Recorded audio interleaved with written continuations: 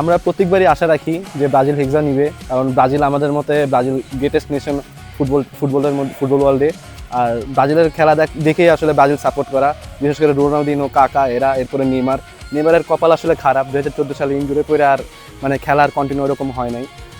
এবারও ইনজুরিতেই আছে, কিন্তু গ্রুপ স্টেজে মনে খেলবে না, রাউন্ড অফ 32 থেকে মনে খেলতে পারে। আশা করি যে ভালো কিছু করুক, সুন্দর ফুটবলটা খেলুক, আর আমরা অনেক এন্টারটেইন হই।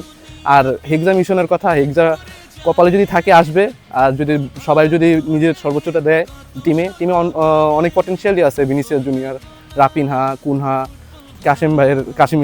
কাসেমিরো, তারপরে ডিফেন্ডার আছে, ওয়ার্ল্ড ক্লাস ডিফেন্ডার মার্কিনোস, তারপরে ম্যাগালাস।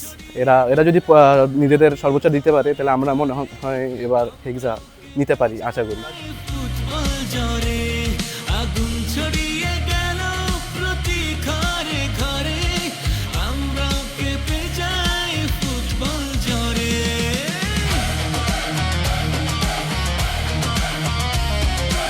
প্রথমত ব্রাজিল সাপোর্ট করার মেইন রিজন হচ্ছে আমার বড় ভাই আর কি। বড় ভাই হচ্ছে ব্রাজিল সাপোর্ট করতো, ব্রাজিল সাপোর্ট করতো আগে থেকে। তো বড় ভাইয়ের দেখা দেখিতে আমার হচ্ছে ব্রাজিল সাপোর্ট। আর এমনিতে যে এমন না যে ব্রাজিলের খেলা না দেখে আমি সাপোর্ট করছি। ব্রাজিলের খেলা যখন দেখছিলাম, বিশেষ করে যখন আমি ছোটো ছিলাম, তখন নেইমারের খেলা দেখে আর কি মেইনলি ব্রাজিলের প্রতি একটা জন্মাইছে আর কি। এরপর আর কি আস্তে আস্তে ব্রাজিলের রেগুলার খেলা দেখা হয়। তো ব্রাজিল যে ফার্স্ট ম্যাচ ড্র করছে, এর মধ্যে প্রথমত ওদের যে জায়গাটা হচ্ছে প্রবলেম হয়েছে, আমার কাছে 2টা পয়েন্ট মনে হয়েছে। যদিও অনেকে বলছে যে মিডফিল্ডে ব্রাজিল যথেষ্ট উইক ছিল। মিডফিল্ডে ঠিক আছে, তবে মিডফিল্ডের সাথে সাথে ব্রাজিলের 2টা জায়গায় সবচেয়ে সমস্যা ছিল, সেটা হচ্ছে ফিনিশিং। যে জায়গা হচ্ছে ধরেন ফিনিশিংটা আর কি, যেখানে আপনার একমাত্র ভিনিসিয়াস ছাড়া কেউ আর কি ভালো ফিনিশিং দিতে পারে না। যেমন রাফিনা, ম্যাথিউস কুনা, লাস্টে ফার্স্টে ছিল আর কি ইগোর থিয়াগো।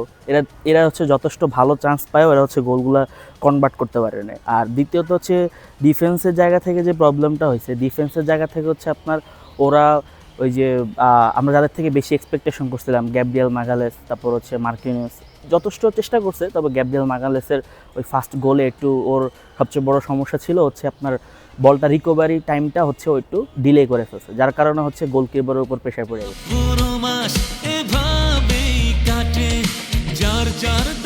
আসসালামু আলাইকুম। আমি হচ্ছে গিয়ে নাহিয়ান, ইব্রাহিমপুরে থাকি, 14 নম্বরে। আর হচ্ছে গিয়ে আমি ব্রাজিল ফ্যান। আমার নেইমারকে অনেক বেশি ভালো লাগে, সাথে মেসিকে অনেক বেশি ভালো লাগে। আমার ফেভারিট প্লেয়ারের মধ্যে মেসিও আছে। সে আবার কয়েকদিন আগে মানে কালকে হচ্ছে গিয়ে একটা ম্যাচ ছিল তার, সেখানে সে হ্যাটট্রিক করেছে। আমি ওখানে মানে অনেক বেশি খুশি হয়েছি। আর আমার মেসিকে অনেক বেশি ভালো লাগে, নেইমারও মানে অনেক ভালো। আমার তো মানে অনেক ইচ্ছা যে নেইমারের সাথে দেখা করব। হ্যাঁ, মানে এটা তো আসলে খুব ভালো লাগে।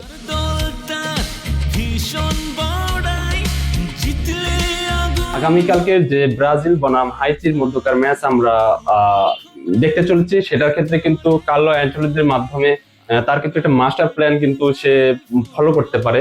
বেশ কিন্তু চেঞ্জের কথা সে কিন্তু স্বীকারোক্তি দিয়েছে। সেক্ষেত্রে কিন্তু লেফট সাইডে কিন্তু ভিনিসিয়াস সেখানে সে থাকবে, রাইট সাইডে কিন্তু রাফিনা। তার কিন্তু একটু হতাশাজনক পারফরমেন্সের কারণে তাকে নিয়ে একটু কোচ কিন্তু কার্লো অ্যানচেলত্তি সে কিন্তু একটু চিন্তিত থাকবে, কারণ বেশ কয়েকটা বিশ্বকাপ বাছাই পরের ম্যাচে কিন্তু সে হতাশাজনক পারফরমেন্স করেছে। বার্সেলোনাতে থাকার সময় সে কিন্তু সেই ফুরফুরি মেজাজে ছিল। সেক্ষেত্রে ব্রাজিল জাতীয় টিমে এসে তার পারফরমেন্সে কিন্তু সমর্থকরা হতাশা ভোগ করছেন।